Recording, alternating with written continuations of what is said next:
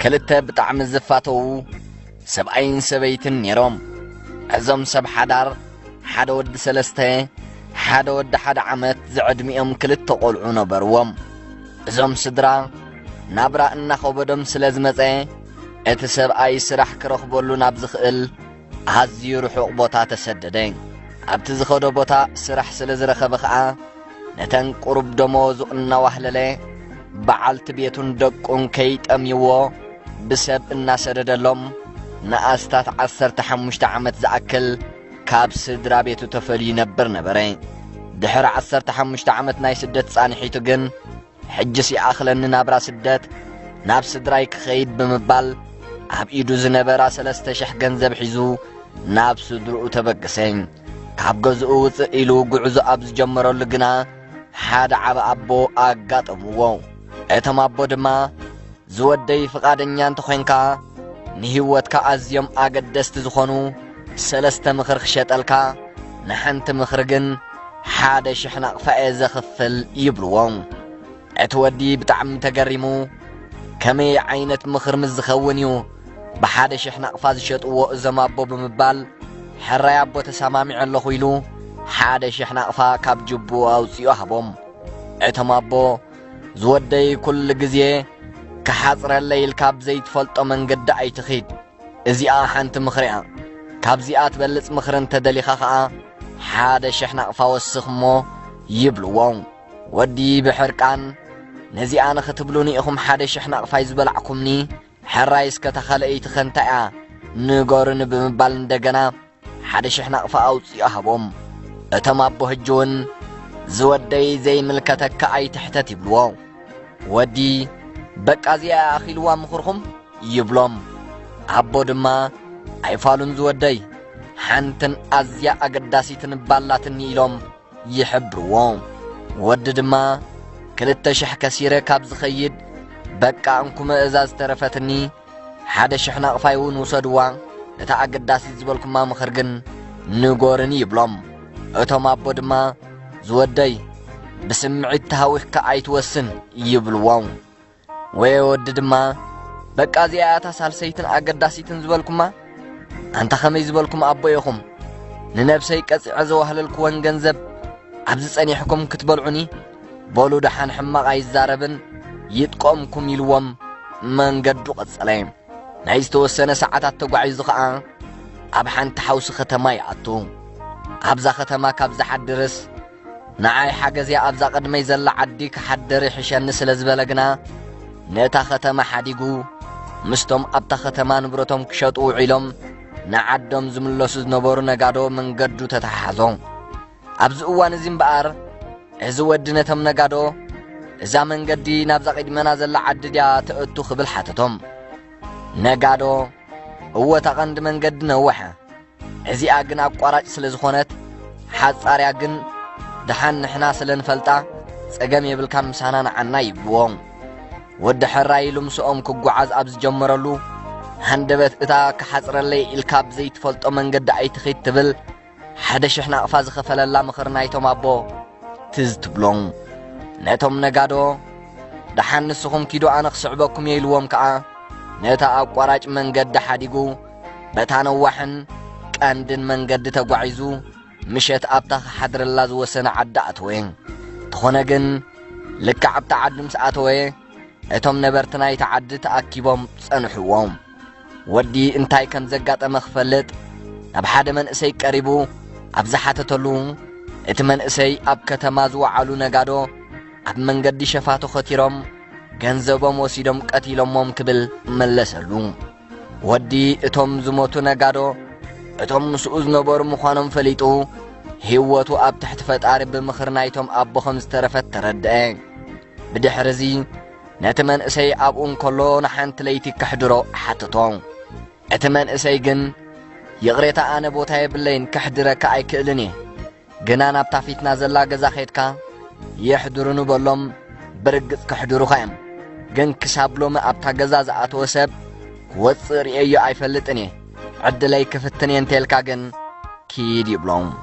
ود دما أبزا دقب بقور خلولو خبز حدرس ዝገጠመ ይግጠመን ክኸይድ በመባል ናብቶም ገዛ ኸይዱ መሕደር ክርኢሉ ሓተቶም ዋና እቲ ገዛ መኒኻ እቶ በመባል ብሕጉስ መንፈስ ተቐቢሉ ማይን እግሩ ሂቡ ዘይተጸበየ ክብሪ ለገሰሉ ዋና ገዛ ብመንገዲ ዝመጻኻ ኢኻ ትመስልሞ ተደሪርካ ክትዕርፍ በመባል ንበዓልቲ ቤቱ ድራር ኣቕርብልና ይብላን እንተኾነ ግን በዓልቲ ቤቱ ነቲ ዋና ካብ ውሻጠ ድራር ሒዛ ምስ መጸት ወዲ ኣዝዩ ዘሰንብድ ነገር ይርኢ እታ ሰበይቱ ነቲ ሰብኣይ ካብ ምስሊ ደቂ ሰባት ውፅእ ዝበለ መልክዕ ትውንን ኣዝያ ክፍእቲ ነበረት ወዲ ኸኣ ንስኻ ትመስል ኳዕናን ሰብኣይ ከመይልካ ምዚኣ ትነብር ኢሉ ክሓቶ ክብል እታ ዘይምልከተካ ሕቶ ኣይትሕተት ትብል ምኽሪ ናይቶም ኣቦትስ ትብሎም ወዲ ኦ እንታይ ገደሰኒ ኢሉ ስቕ ይብል ዋና ገዛ እዚ ጋሻ ዝኾነ ርእይቶ ብዛዕባ መልክዕ በዓልቲ ቤቱ ብዘይመሃቡ እናተገረመ ንዓበል መደቀሲኻ ከርኤካ ኢሉ ናብ ዘዳለወሉ መደቀሲ ወሰዶ ንግሆ ፀሓይ ምስ በረቐት ከዓ እቲ ዋና ገዛ ካብ ድቃሱ ተሲኡ ናብቲ ወዲ ብምኻድ ነቲ ወዲ ኣተሲኡ ናብ ሓንቲ ክላስ ይወስዶ ወዲ ሕጂውን ኣዝዩ ንኽተኣምኖ ዘጸግም ዝተኣከበ ኣርእስ ናይ ሰባት ይርኢ ወዲ እዚኦም እንታይ ምስ ዝብድሉ እዮም ክሳዶም ዝተቖርጹ ኢሉ ክሓትት እኳ እንተደለየ ግን ሓንሳብ እታ ዘይምልከተካ ኣይትሕተት ትብል ምኽሪ ናይቶም ኣቦ ኣብ ኣእምርኡ ስለ ዘስፈራ ሕጂውን ስቕ መረጸ ብድሕርዚ ዋና ገዛ ኣዝዩ ብምግራም ከመይ ዝበልካ ወዲ ኢኻ እዞም ኩሎም ትሪኦም ዘለኻ ክሳዶም ዝተቖርጹ ሰባት ኩሎም ኣብዚ ገዛይ ክሓድሩ መጺኦም ዘይምልከቶም ሕቶ ብዛዕባ ሰበይተይ ዝሓተቱ እዮም ይብሎም ኣነ ንዝነብሮ ህይወት ንሶም እንታይ ይምልከቶም ንስኻ ግን ብዛዕባ ሰበይተይ ጽቡቕ ይኹን ሕማቕ ብዘይምዝራብካ ዓዚኻ ስለ ዘሐጐስካኒ ርብዒ ካብ ሃብተይ ኣውሪሰካ ኣለኹ ይብሎም ሕጂ ሒዝካዮ ኺድ በሎም ወዲ እቲ ዋና ገዛ ኣዝዩ ሃብታም ስለ ዝነበረ ርብዒ ሃብቲ ወሪሱ ናብ ስድርኡ ጉዕዞኡ ቐጸለ ወዲ ድማ ድሕሪ እዚ ኩሉ ፈተነታት ብሰላም ኣብ ገዝኡ በጽሐ እንተኾነ ግን ለይቲ ኣብ ገዝኡ ምስ በጽሐ ዘይተጸበዮ በዓልቲ ቤቱ ኣብ መንጎ ክልተ መንእሰያት ደቂሳ ትጸንሖ ወዲ ድማ ኣነ እዚ ኩሉ ዓመታት ቃል ኪዳነይ ኣኽቢረ ካብተን ዝረኸብክዎን ደሞዘይ እናሰደድኩ ከምዘይ ኣልኽዋስ ንሳ ኸኣ ኣጓብዝ ሓቒፋ ትድቅስ ብምባል ብጣዕሚ ሓሪቑ ካብ ደገ ዓብ እምኒ ኣምጺኡ ደቂሳ ኻላ ክቐትላ ምስ ወሰነ እታ ተሃዊኽካ ኣይትወስን ትብል ምኽሪ ናይቶም ኣቦ ትዝ ትብሎም ወዲ ዘለዓሎ እምኒ ኣቐሚጡ ፀሓይ ምስ በረቐ ዝኾነ ክዕዘብ ኢሉ ኣብቲ ደገ ደቂሱ ይሓድር ንጉሆ ኾይኑ በዓልቲ ቤቱ ምስ ተስአት እቲ ንዓመታት ዝተፈለያ ሰብኣያ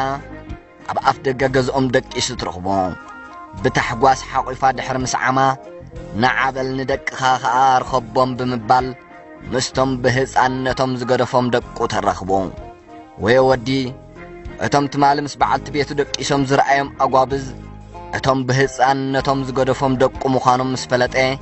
ትማሊ እንቋዕ ተሃዊኸ ነዛ ኽብርቲ በዓልቲ ቤተይ ኣይቀተልክዋ ብምባል ተንበርኪኹ ንፈጣሪኡ ኣመስገነ ኣምላኽ መንገዲ ዝሕብሩ ምኽሮም ዝልግሱ ዓበይቲ ኣይኽልኣና ኩሉ ግዜ ምኽሪ ዓበይቲ ምስማዕ ካብ መንገዲ ጸጋም ናብ መንገዲ የማን ዝመርሓካ እሞ ኣብ ከባቢና ንዝርከቡ ዓበይቲ ክብሪ ይሃልወና እቲ ንሽማግለ ዝፈቱን ዘኽብርን ዕድመ ሽማግለ ዝውሃቦ ሓደራ ብዓቕምና ብዕድመን ዝሸምገሉ ምሕጋዝ ንፍቶም ካልእ ገለገለ እዚ ናትኩም እምነትስ እንታይ ዓይነት እምነት እዩ እዚ ባህልኹም እዚ ኣካዳድናኹምስ ከመይ እዩ ደስ ዘይብለካ እናበልና ኣብ ባህሊ ድዩ ኣብ እምነት ዘይምልከተና ሕቶን ርእይቶን እናቕረብና ልቢ ኣሕዋትና ንሕዝን ሰባት ኣለና በጃኹም ካብ ከምዚ ዓይነት ሕቶን ርእይቶን ንቆጠብ ዘይምልከተና ሕቶን ርእይቶን ኣቕሪብና ልቢ ኣሕዋትና ካብ ምሕዛን ከመይ ጌርና ልቢ ኣሕዋትና በኣና ደስ ይብላ ከመይ ጌርና ምስ ኣሕዋትና ንፋቐር ኣብ ዝብሉ ነጥብታት ነተኩር ክቡራት ሰማዕትና ብሓቂ እዛ ኸንብባ ዝጸናሕኩ ንኸንብባ ዓቕሚ ነበረንን ግን ንደቂ ሰባት ትጠቅምን ሓጋዚትን መሃሪትን ምክብባር ኣብ ደቂ ሰባት ትፈጥር ኣዝያ መሳጢት ዛንታያ ካብ ምባልየ مسكونتات سدتنا أمزازيني تسأميمي عينينا نبعن لبينا مفتفتن